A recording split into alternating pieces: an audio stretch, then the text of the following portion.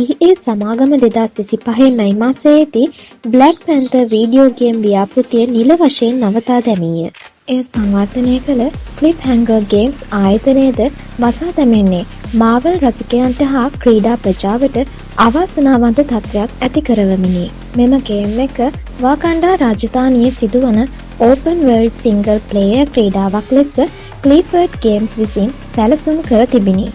මාවල් රසිකයන් අතර විශාල අපේක්ෂාවක් මේ පිළිබඳ ඇති වුවත් EA සමාගම කෝ-ෆ්‍රැන්චයිසර්ස් මත අවධානය යොමු කරමින් FIFA, Madden, Apex Legends, Battlefield වැනි සාර්ථක ක්‍රීඩා වැඩි අවධානයක් යොමු බව ප්‍රකාශ කළේය. Black Panther ගේම් එක අවලංගු වීම නිසා විශේෂිත ක්‍රීඩා අත්දැකීමක් ලබා දිය හැකි හුඟක් වටිනා අවස්ථාවක් අහිමි විය.